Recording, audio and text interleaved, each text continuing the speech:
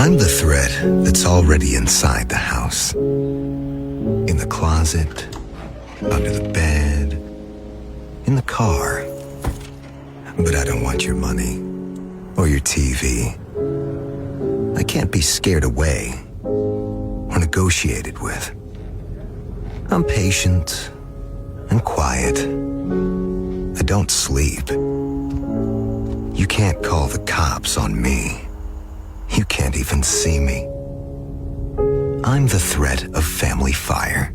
And as long as your guns aren't stored securely, I'll be there. Protect your family. Secure all your guns. Learn how to make your home safer at endfamilyfire.org. That's endfamilyfire.org. A public service announcement brought to you by Brady and the Ad Council. WBSM presents The Ken Pittman Show. Streaming live on WBSM.com and the WBSM app. Call 508-996-0500. Now, Ken Pittman.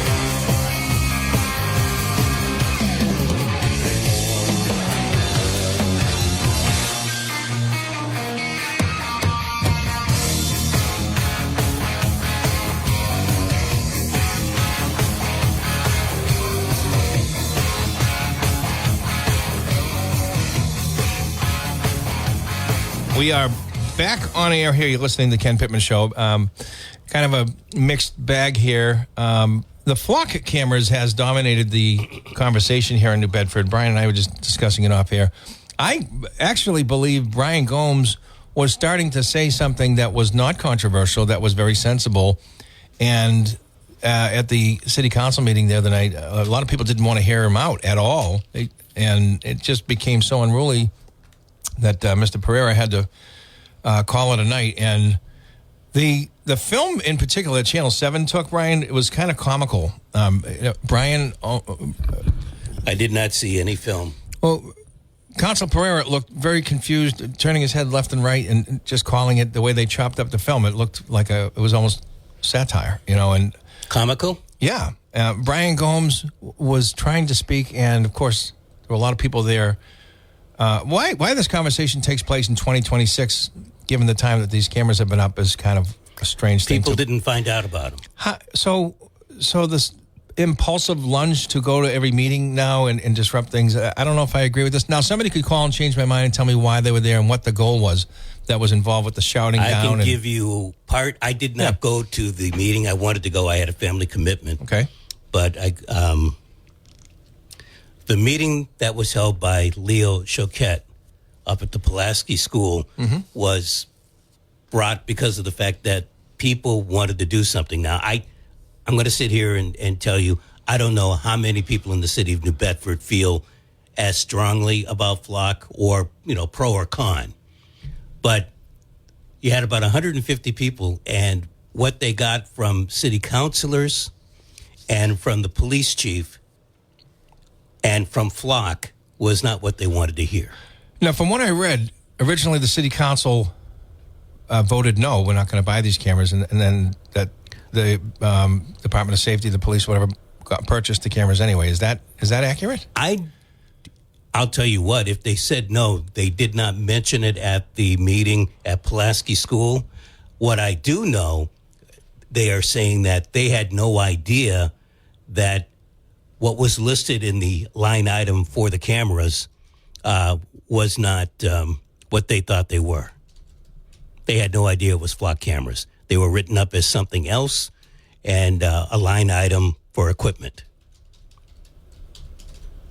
All right. So it's basically something that was purchased that There seems like there was some deception.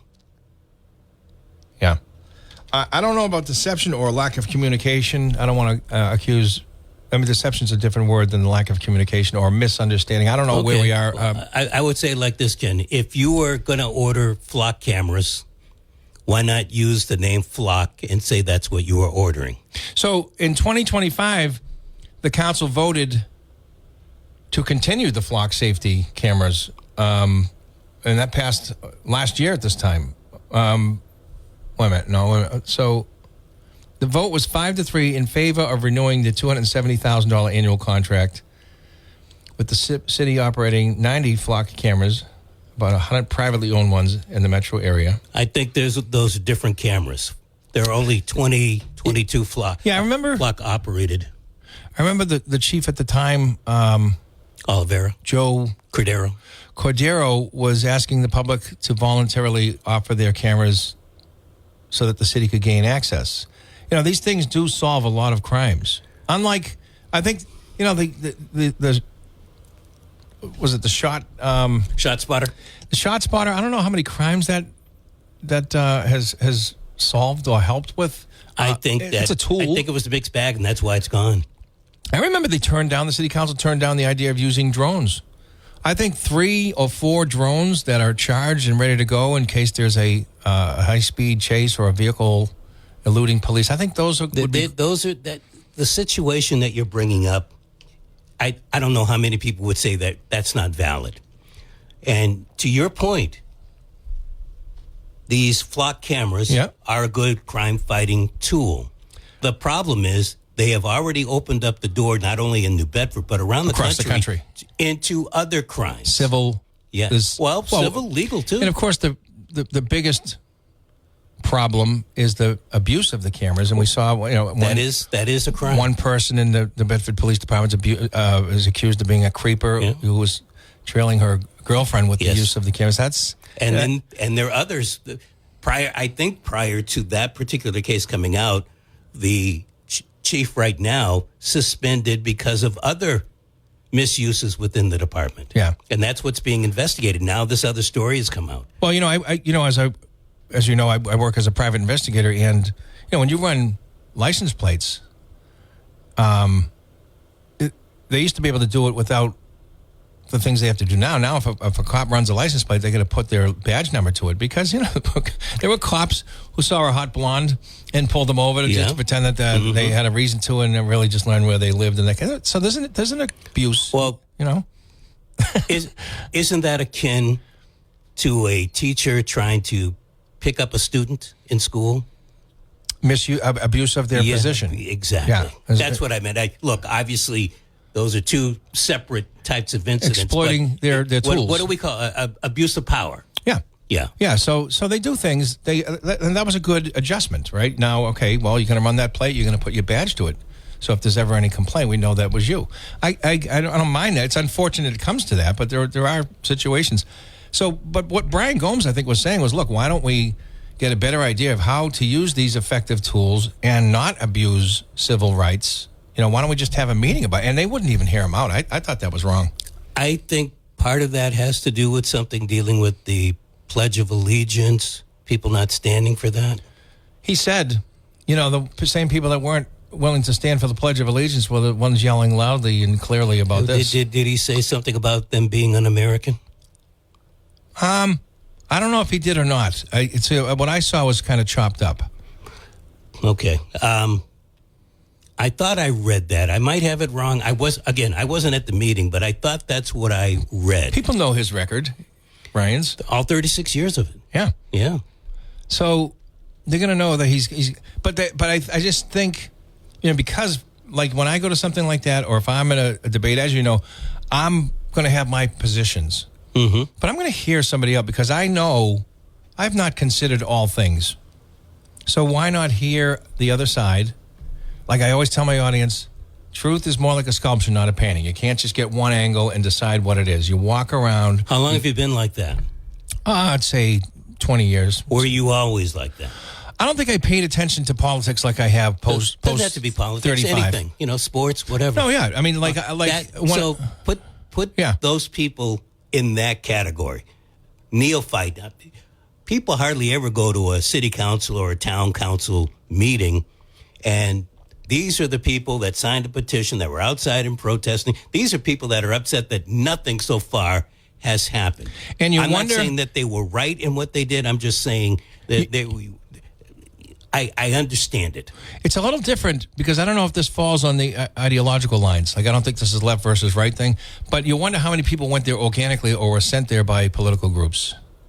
Oh, I think people that went there, again, I wasn't there, but a lot of the people, 70 people showed up in the gallery. Yeah. I think that most of them were there because of the flock cameras. We had 150 at you could be right. at the meeting at the Pulaski School. And I don't think it's going to die down anytime soon. I'm just saying things like, the No Kings rallies and stuff, they don't just show up by themselves. They show up because they're told to go, a lot of them. Well, I'm told to go or want to go anyway. Both, yeah. So I hope this isn't like politically motivated, Oh, I think it's going to turn out to be that way. People weaponize it for their benefit. Sure. But I think, you'll find those on the right, those on the left falling on the same sides here on, with their personal opinions. I personally think this is an effective tool. Quite often when you're trying to find out where did the bad guy go, you go follow if nothing else, you follow the cameras available to see the direction they went in to learn something. But did they stop here? Did they not go this far? I mean, well, what's a flock camera called? A license plate reader. Yeah. So if somebody's walking down the street and the camera's following them, it can inadvertently capture other images, though, I think. Well, I think they do. Yeah. I think there's one guy, his name is Nick LeBlanc.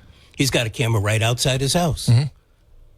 So it's not reading a license plate every time he's outside. No. His kid's outside playing. It does read license plates, but it's going to catch other things as well. And that's the problem. We don't, at the same time I say this, I also don't want our government to keep us under surveillance 24/7, which is like when the Obama administration was listening to every phone call made in America, right? Mm-hmm. And they hid that from us.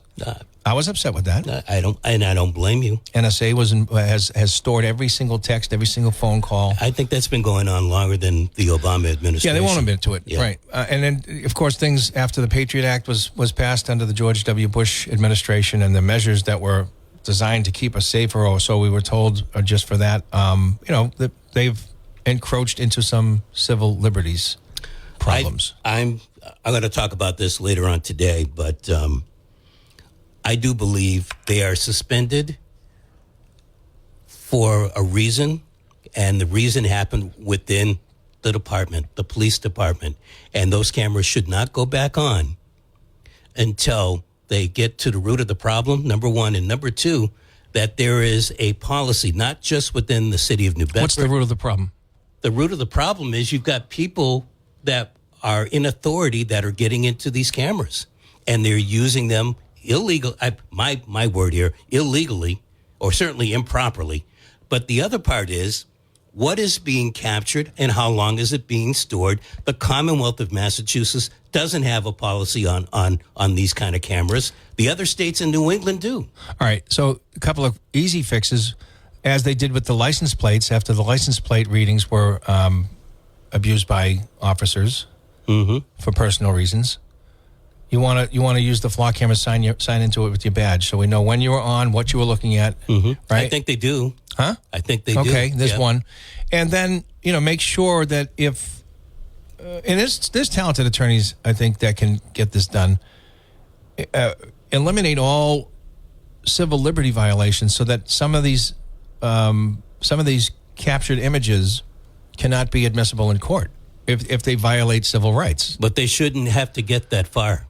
The problem is that culturally we're dealing with a very fast-moving technology, and yes. And we're balancing that with what we presume to be common sense civil liberty protections. There's going to be clashes. There already are. Yeah. I mean, look how many different communities within Massachusetts have already said no to flock. Last week, I think it was Littleton, Mass.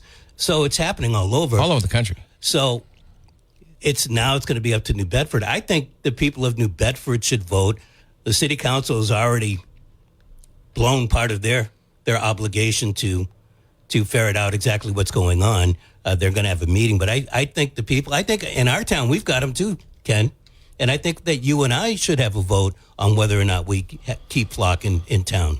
Yeah, I mean, I'm comfortable with them being used as a tool for investigations. Any abuse, I think, I want to see some concrete measures to make sure that's not happening. Well, I think they're okay. But I don't think throw the baby out with the bathwater. Let's okay, but wait a minute. What are we saying? we want to make sure the abuses are taken care of without having any policy to take care of them, and just keep using the cameras. No, it's healthy. You want it to be transparent. You want the community involved, right? Because let me try my question again. All right. So do we stop using them right now until you come up with these concrete policies, or do you keep on using them and let the authorities come up with the policies? If people want them, what's the consensus? I guess you would want to suspend it until we get it right? Or as best as right can be, yeah. Yeah. And I think Councilor Gomes, to your point and to his, he likes the idea of the cameras, but he wants the safeguards. The problem is the safeguards aren't there right now. I'll have to take your word for it because they wouldn't let him speak. Well, we know this from the ACLU telling us. And we also know that there's legislation sitting up on Bacon Hill that hasn't been worked on. I mean, Gomes' position. They wouldn't let it. It wouldn't let him. Oh yeah, yeah. Well, they've heard Gomes' position before at Pulaski. Yeah. Well, again, I think he was saying something that was quite reasonable, and they wouldn't let him finish his thought. It wasn't a good look. Yeah. Fair enough. Very quick commercial break. We'll come back. We'll see you online. Don't go away. Those of you waiting online. 508-996-0500. Thanks, Brian.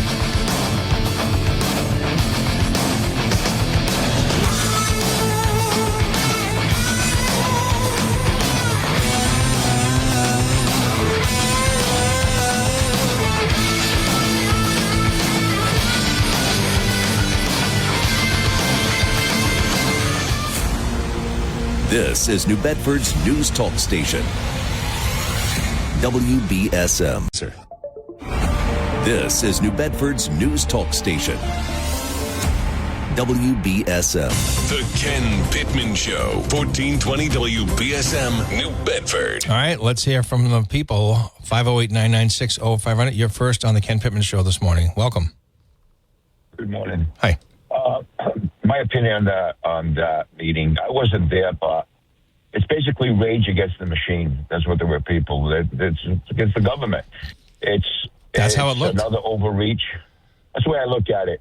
The rage against the machine, against the government. It's an overreach with the flock cameras, the abuse. So, you know how that goes. When the government officials are abusing it, I kind of don't blame them, even though the good outweighs the bad of those cameras. There's a lot of good stuff. But when you hear in the news about these flock cameras, even the CEO of Flock admits there is abuse going on with that. When you hear more negative, that's how people are going to act. And what if they come up with a plan to make sure that if there's any abuse, it will be punished and it'll be discovered? It'd be great because that flock camera, from what I understand, the technology on it is really good. And not only for catching criminals, catching like illegal dumping. When somebody dumps illegally, they can follow that license plate and track them. Guns, illegal. I guess in Boston they caught a bunch of ATV riders or anything. Found out where they actually stored them. Mm-hmm. Illegal riding on the streets. Yes, the good outweighs the bad, I believe. But it can be an effective tool. It's a very effective tool. It could do probably the work of 3 police officers, if not more. Well, I can tell you, it takes a lot of time when you're doing the footwork to try to retrace the steps of somebody that you're trying to catch doing something wrong, and knocking on doors, talking to store managers, waiting for store managers to be on shift so that you can then go back. I mean, there's a lot to it. So to have access to these cameras saves a lot of money for the taxpayers. And I believe in the AI, the technology. Like they had a feature on my Ring camera. I guess it was AI. It told me there's a person walking up my driveway with a package. It was actually telling me that. read that the camera, whatever AI technology. Yeah, I have that. I can imagine. I'm sorry. I have that.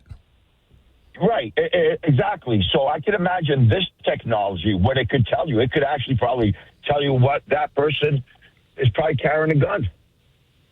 It'll tell you if there's a squirrel in your yard. I mean, yeah, and yeah. But I just think that this is a tool that you'll be very careful about throwing away the baby with the bathwater. You know, I mean. Yeah, I mean, you don't want the government overreaching, and of course the biggest observation, the initial observation of the flock cameras that was brought to our attention was that one of the cops was accused of being a creeper, following her girlfriend around. He should have hired you. You wouldn't be suspended, right? He should have hired you. I mean, I guess when you're in love, you can do all kinds of stuff. Yeah, I don't know the circumstances of that, if she's guilty or not. I have no comment on that. Just that, this was brought to my attention that this is how most of the public came to know about the flock cameras in the first place, which is interesting in itself because they've been up since 2024. They were reauthorized by the city council in 2025, and here we are in 26 now. All of a sudden, the clever New Bedford city citizens are outraged that they're in place. Mm-hmm. Yeah, I mean, there was a woman in Wisconsin. I guess she got stopped twice at gunpoint in 1 week because somebody forgot to take her license plate out of the database. Apparently, they were looking for somebody, and she was totally innocent. They didn't update the status of the plate. Okay, yeah, well, I mean, an operation the size of the United States, you're going to have mistakes. Right.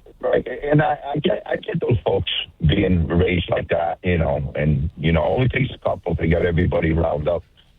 I Sure. get it. I appreciate your call. Thank you for it. You have a great day. Thank you for waiting. You're on the air. Good morning. How you doing? Good. How are you? Brian still there? No. See you, Brian.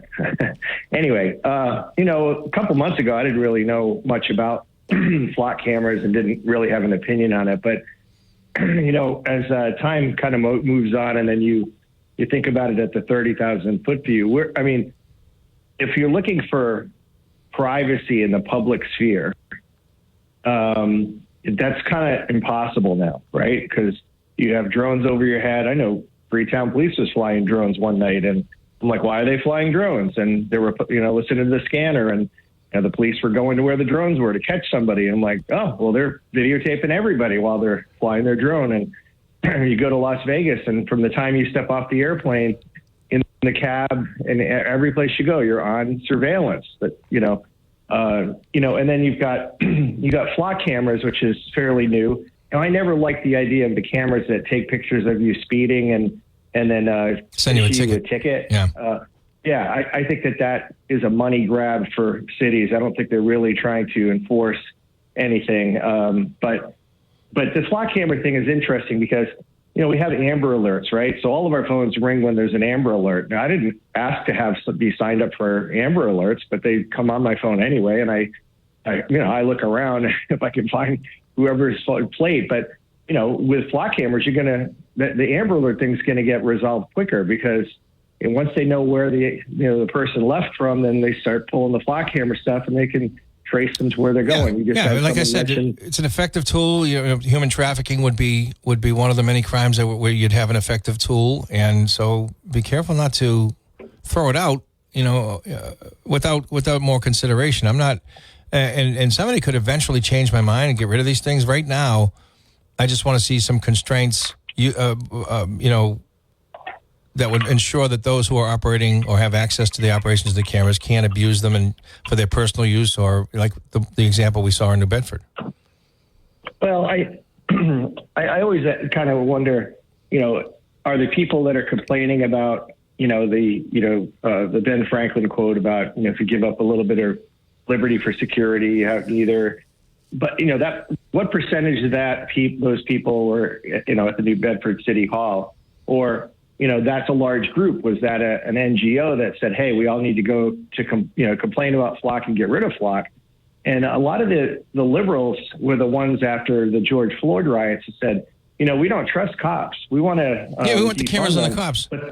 But we want cameras on cops, which if a cop is working an 8-hour shift, he's seeing everybody. He turns around, has a coffee, goes in Dunkin' Donuts. I mean, I understand they can turn them off, but it was shortly after that that they determine that the police are actually doing the right thing 95% of the time, and then the liberals are saying we don't want cops to wear cameras because they're not you're going to get people to anymore. But Steve, you're going to get people to argue and say, well, they're doing the right thing because the camera's on.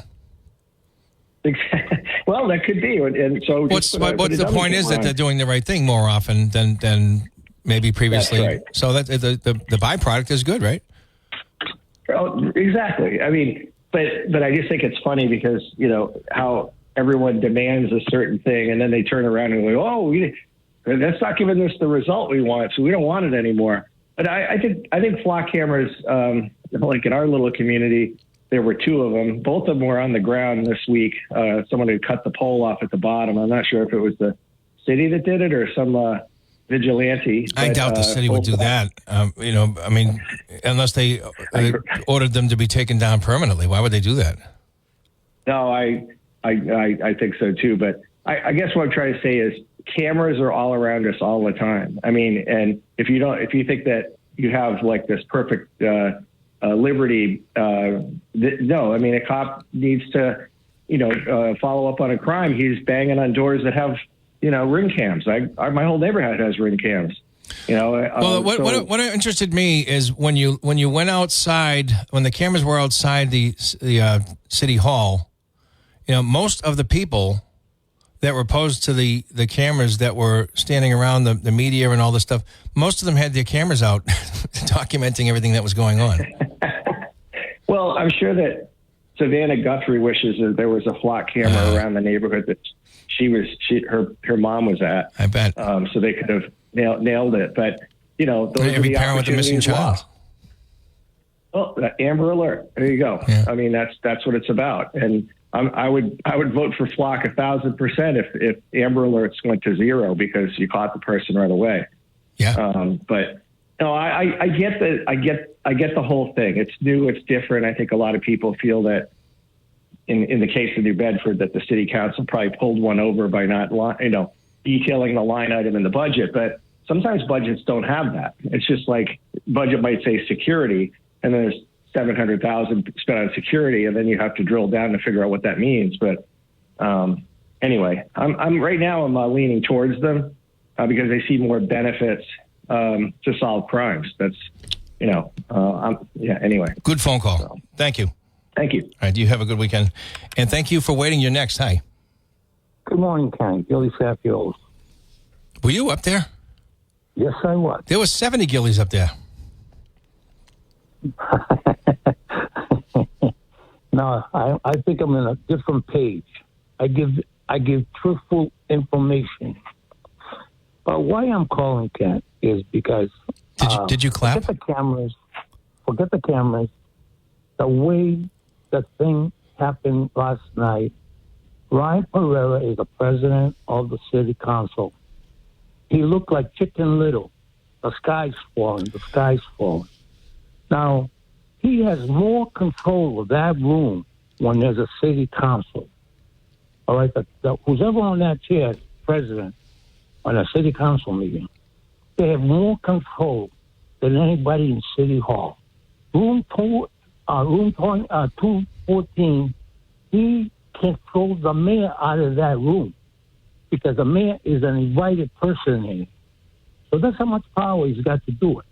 My concern is the way he ran the meeting. Now, I was there. He lost control.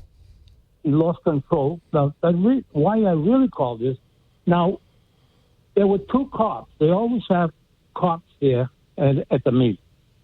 No police officer ever came inside the room, never passed the threshold of the door.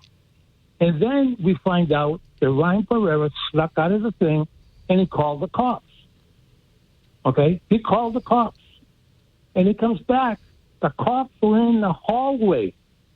How many? Outside. Excuse me? How many? 8 of them. Okay. Okay, you had 8 police officers out there. Why didn't they escort everybody that was disruptive out of the room once they forfeited their right to be there, and then continue the? You just said it. He lost control. Well, let me finish why I want to bring up the point. When those officers were called to come to City Hall, you took 8 officers off the street They were working. Then they it's part of the job, though. It's part of the job. Yes, now let me finish. All right. Please let me finish. Okay? I understand it's part of the job. The question is why I'm saying that the President, Ryan Pereira, lost control. If you called him, use him. He never called them in to do what you just said. I escort everybody. I've been escorted out there for clapping. Oh, really? I didn't hear that. Oh, you did? Not that night. I'm talking about a little more ahead. No, I know. I know. Okay, I know. Okay. But anyways, the reason I called is he lost control. He called the police officers. They were there. He never utilized them. He never called them in to help them. Why did he call them if he wasn't going to call in and do what you said? Clear out the room. Come inside, and whoever you seen everybody hanging over the balcony. So yeah, what should have happened is you should have, called a break and until the cops were in place. Have the cops go into the gallery, and as they see somebody being too disruptive to allow them to continue to be there, remove them. And then once that's accomplished, then you continue the meeting. Ken, if you listen to the tape, Connie, all right, Councilor Connie kept yelling out, recess. Yeah, the experienced ones. He never gave her recess. But when Berger said recess, he gave it to her. But the point is I'm bringing up is he should have utilized the police officers that he called off the street. That's losing control. That's why, and he's supposed to know everything because he's an elected official, and every time he comes on WBSM. See, I assumed because the cameras did not really go up for more than a second, any footage that I saw, and look at the folks that were, most verbal. So I assumed police were in view up there on that level, but they weren't. You're saying? No, the only two officers. There was a sergeant and there was another officer at the door. Never crossed the threshold. The other officers were around the corner with the officers and the bathroom and the stairs to go down. 8 officers showed up that were called off the street by the president of the city council because he lost control of the. What he should have done. Well, let me ask you this because I want to be fair. Did he suspend the meeting for the night when the police arrived? But did they have nothing to do at that point? I don't want to. I'm getting this image of them. No. He suspended it after they were there. So he didn't give them a chance to enforce. He never called them in the room. Yeah. All right, I wonder. I hope he has a good answer for that because it seems like like you're pointing out, a waste of police resources. Yes. But what I'm trying to tell you is the way he should have handled it, in my opinion. Okay, they've done it millions of times. He should have never taken that motion right off the bat. He should have take every other motion that was on that agenda. If I was president of the city, I would have, in knowing what was going to happen because of what happened up at Pulaski, take that thing last. Do all the other city business, let it go through, and then bring that up, or it will be the last thing on the agenda. Well, when are you announcing your candidacy, Gil? Oh, boy, here you go. I got people calling in that don't want to even hear me, and I'm the only one that keeps them informed. No, I'm not the only one, Ken. No, I'm just kidding. But look, I think you're right. I think that's the way it should have been run. It's a little amazing that it wasn't run that way. Now that you've laid out, everything you say is true, I have no reason not to believe you. But if you get 8 police officers who were called there to stop this, this disruption, and then they just kept in the hallway, what was the point of that? Because he was chicken little. So you think he was thinking that these people that were yelling, this is the whole city who's mad at me, and I'm not going to lose my job over this? I don't know. I'm not in his mind, if he has a mind. He's got a mind.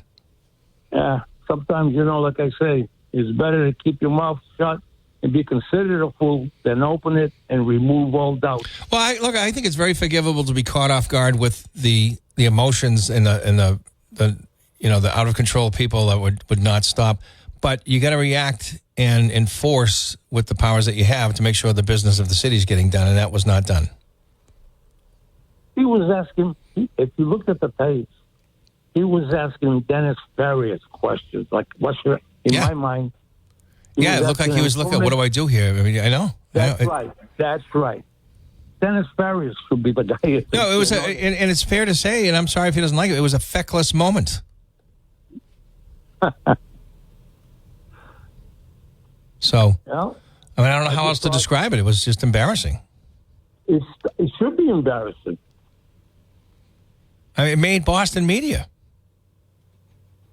We're not now from coast to coast.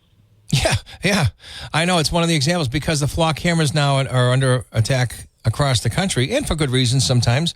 But, it's coming at a time, I'm a little concerned about the agenda behind it. I mean, we got, for example, in New York City, Mandani is calling for erasing the entire gang database in New York City that the detectives have accumulated over the years. He wants to erase it all to be fair to gang members. So we're getting some pretty radicals in office. We're getting some real radicals that are encircling our government. So I wonder if this is all organic. I have some concerns about, and the prime exhibit, though, is the cop who was, accused of following her girlfriend around with the cameras. That's a great example of why they can be abused. But you also have a very effective tool that, are you sure you want to get rid of them? Ken, if you remember, and the people out there do, most of them, some of them don't remember, but most of them do, that I'm the one that called in and said the police officers are using him to check on their spouses. The cops told me that, okay? And I brought it to the radio station. That's why, that poor girl is just they're just using her as a scapegoat. Well, it's a great example. It's a great example. I mean, it's gonna bring a call to action for sure here.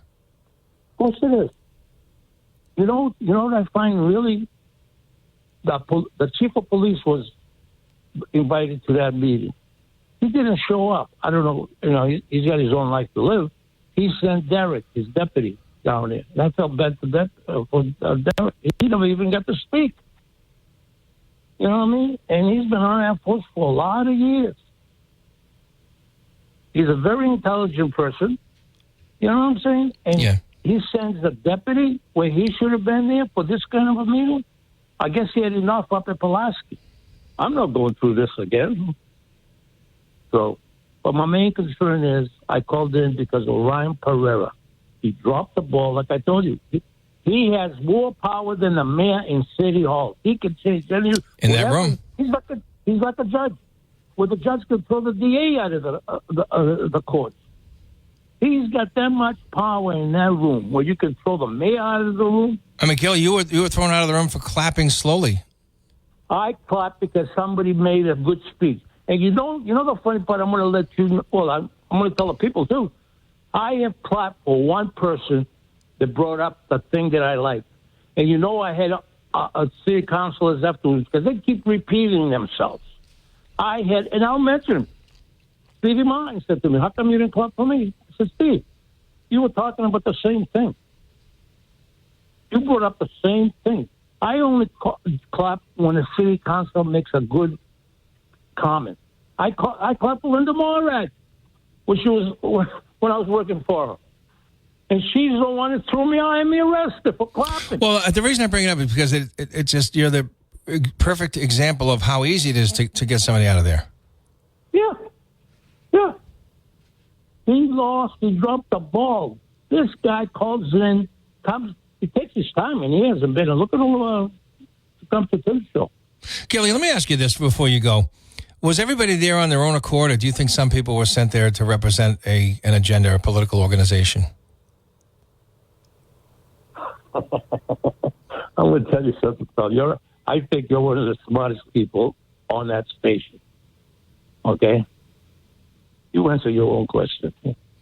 Yeah, I think it was mostly people that were sent there, and there were some people there, that were concerned. You know the answer, so why are you asking me? Well, because you were there. Because you were there, and I think that's important. They were. Okay. Of course they were. That's what I thought. Okay. All right, Gilly. I appreciate your call and your input. Thank you. All right. Yeah. That's not to say there aren't legitimate concerns. Obviously, there are some problems with misuse of these cameras. And this has now consumed the city. 508-996-0500. We'll come back in just a moment. You're listening to Ken Pittman on AM 1420, WBSM, and 99.5 FM. And you should be listening on your app. If you're outside of the area, you can hear us as long as you have internet, as long as you have Bluetooth from your phone to your stereo in your car. It doesn't matter where you are. You can listen to New Bedford's WBSM. We'll be right back.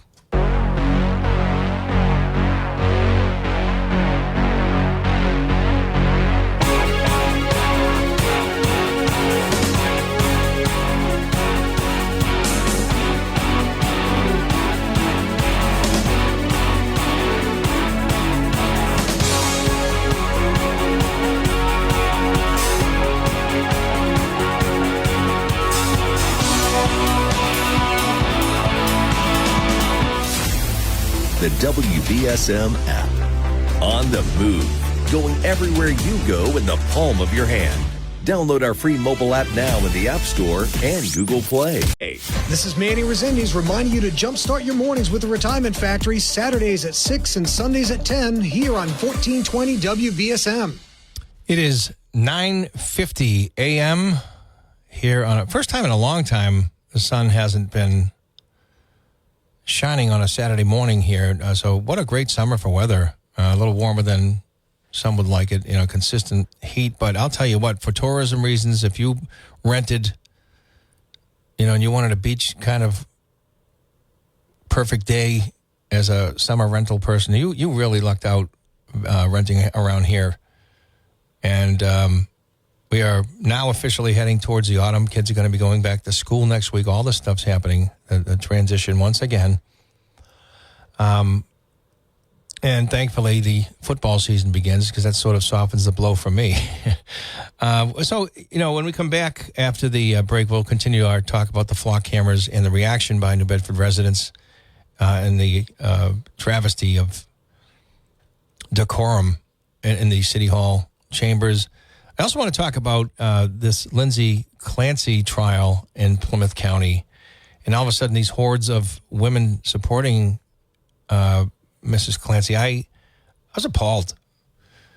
I honestly, you're a lunatic for being all in that she's innocent. And I'll tell you why. Because I don't know if she's innocent by reason of insanity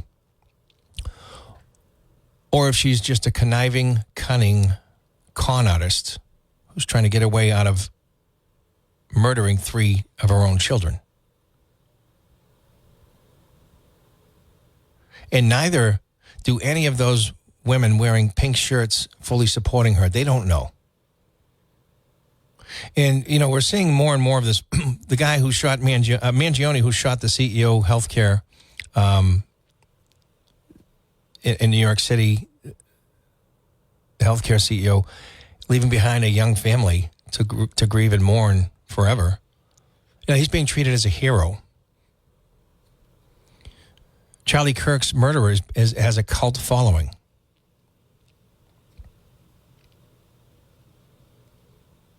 For some reason, the left is glamorizing all that's wrong. But I think the flock cameras might not be a left versus right thing. But this Clancy thing, I'm sorry, but she strangled to death 3 small children. And this isn't the first time. Look at in a state like Texas, the red state of Texas, Andrea Yates drowned her 5 children. She's free today.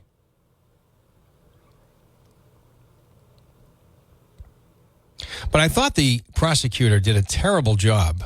What was her name? Sprague? The woman who was a chaplain at the hospital where Mrs. Clancy was being kept. She met with her, she claimed 200 times, but she was stating as a fact that Lindsay Clancy thinks about her children every day. She anguishes over this every moment. You don't know that. She told you that. And so the prosecutor should have requested that the judge change her rhetoric. She told you that. You're not inside her brain. You don't know if she's conning you, conning us. So don't let that go on record that as a fact that she's doing these things. She may be, but we don't know. The only one that knows is Lindsay Clancy. And so the judge let it go. But the prosecutor, it's her job to stop that kind of rhetoric. And that's just one of a few things I have a problem with. This is a very underwhelming performance by the prosecutor. And you're going against Kevin Reddington. You better bring your game.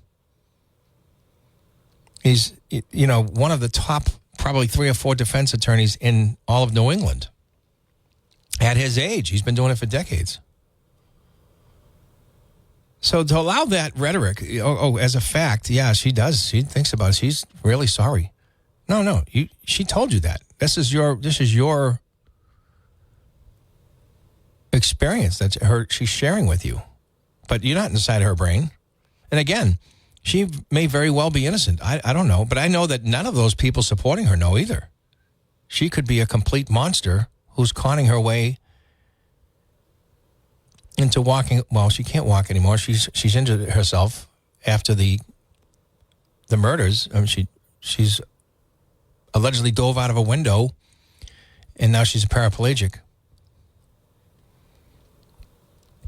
But remorse, that's internal. We have to only look for signs of it. That's how judges and juries, they look for it.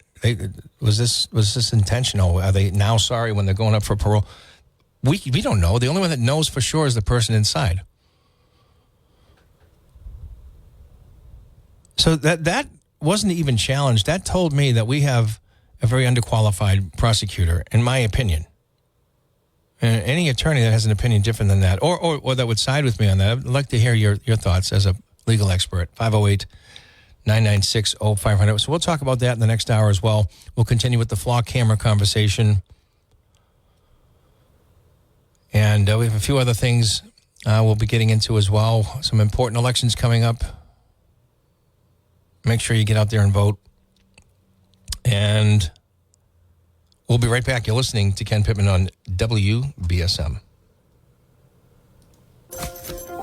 When I grow up, what should I be? A chef? A sprinkle of this? A dash of that? I'd probably eat more than I'd cook. I could be a ballet dancer. I'm not exactly graceful. I've got 2 left feet. Literally. Or what about an astronaut? Wow. Tempting, but a little far from home. Maybe I'm meant to help in a different way. Or maybe I'm destined to give someone hope. At Dogs Inc., our puppies grow up to change lives as guide dogs, service dogs, and skilled companion dogs. Trained with love, provided at no cost, and made possible through hope. Now that's a perfect fit. Learn more at dogsinc.org.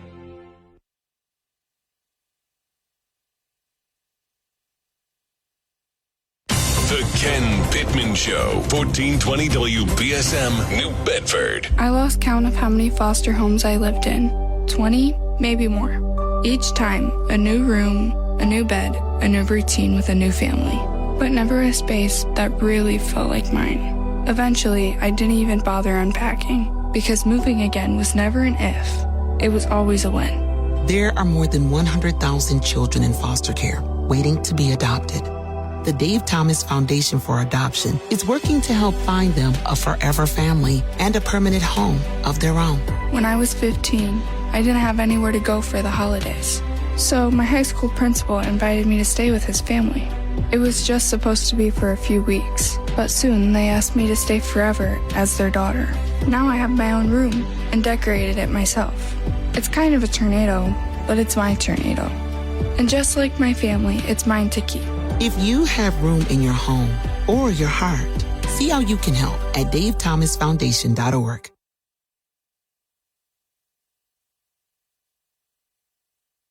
Pittman. This is the Ken Pittman Show on 1420 WBSM. All right, 508-996-0500. 500. But like I said, we'll come back with both of those issues on the other side of the news break, and I'll have some more things on the table as well. Paul Santos had a great show this morning talking about expectations of the Patriots, giving you a shot to predict what you think. It's going to be a fun season. Red Sox defeating the San Fran Giants last night, 6-4, despite Devers returning to Fenway Park and hitting a home run. They were able to overcome that. And they are still clinging to a wild card position. Should be a fun fall for Red Sox fans. Don't go away.